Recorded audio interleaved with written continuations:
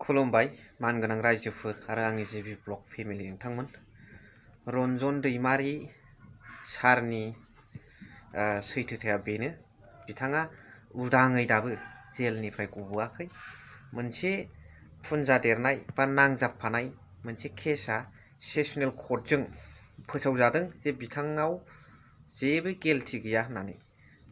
दा बेनि थाखाय गोजोनथाव बाथ्रा, नाथाय एक्सुवेलि नैबे दासिमबो बे सिबिआइ केसआ बिथांनाव दङ आरो बेखौ लानानै एक्स-एन-डि-पि इउनाइटेड फरामनिफ्राय रायजो राजाफोरनि मदद आरो इसोरनि मददजों जुजिगासिनो दङ आरो थाबैनो बिथाङा जेलनिफ्राय गबोनांगौ रन्जन दैमारि सारा, बेखौ आसा खालामबाय।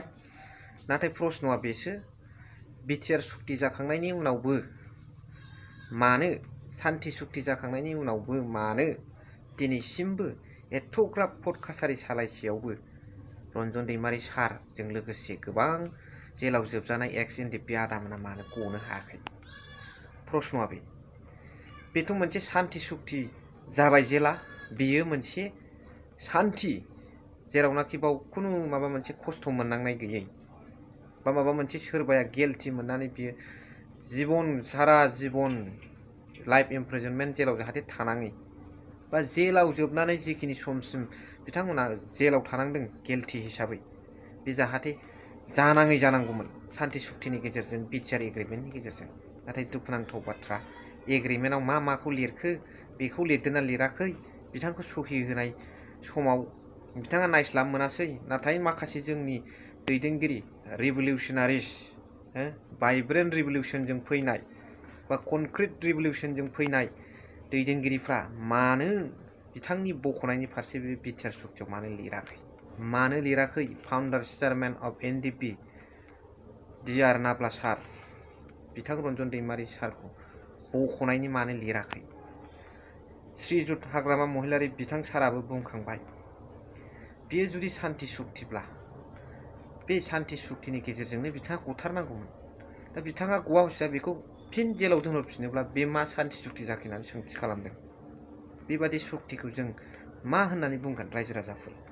दा नोंथांमोना नुनो मोनबाय गिदिर गोलावनि मिडियायाव रायलायनाय आरो ससियेल मिडियायाव होनाय आरो नों आं जोंनि माखासे एसे देरसिनफोरनाव खबर लानायजों सैथोथाया बेनो, बिथाङा दाबो जेलावनो दं, जेलनिफ्राय उदां जायाखै। नैबे मोनसे सेसनेल कर्टजों फोसावजानाय फिसा जाबसिनजानाय मोनसे केसनिफ्राय बिथाङा फ्रि जाबाय, बेखौ फोसावनाय जादों।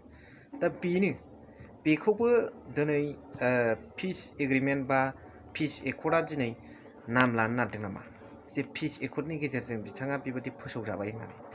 नाथाय प्रश्नआ बेसो जे दिपेन बर' सार, प्रमद बर' सारमोननि नाजासेयावबो दिनै मानो बिथाङा दासिमबो जेलावनो दंबाय थायो?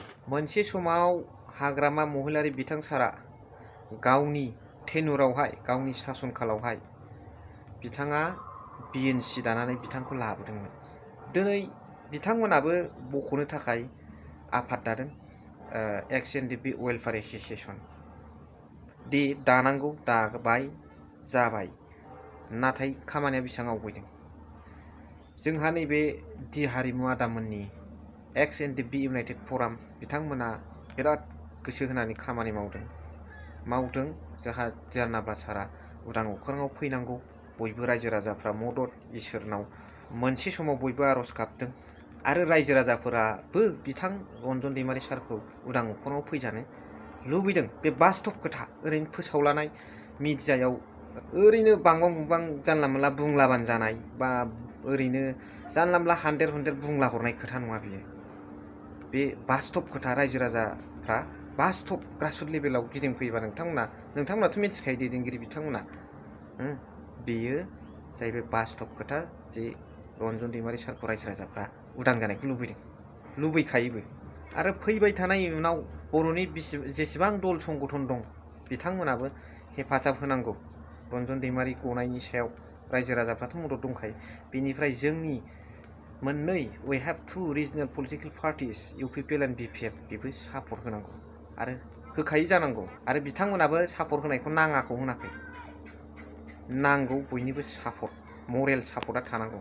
हाग्रामा महिलारि डाङरिया नेतृत्वत जिथु माने BPF दल सृष्टि হৈছে बिथांमोनाबो मानि थाखाय रायजोनि उन्नति इउपिपिएलबाबो रायजोनि उन्नति दुलाराय बर' फरायसा आफादबाबो बर' माहारिनि उन्नति दिनै बिथांमोन एक्स एनडिएफबि आदामोन एनडिएफबिआबो रायजो राजाफोरनि गांनाय उखैनायखौ सुफुंनो थाखाय माबा मोनसे लाबोनो थांखि लानानै जुजिदों गासिबो रायजो राजाफोरनि सार्थं दिनै बावहाय सोरनिबा कन्ट्रिबिउसन दं सोरनिबा कन्ट्रिबिउसन गैया बे नङा खोथाया बे नङा हांख्रायनायाव खुनु लस गैया बयखौबो हांख्रायनायाव नाथाय सोरबा थाङो थाङा बे आलदा खोथा नाथाय मरेल सापर्टआ थानांगौ सोरबा खमथायाव फैयोब्ला मावगोन बा खमथायाव थाखानायाबो बादों बे आलादा खोथा नाथाय मरेल सापर्टखौ होनांगौ आरो बिथांमोननोबो रन्जन दैमारि सारजों लोगोसे जेलाव जोबजानाय बिथांमोनखौ बख'नो थाखाय जाय आवगायगासिनो दं बिथांमोननोबो मरेल सापर्टखौ नांगौ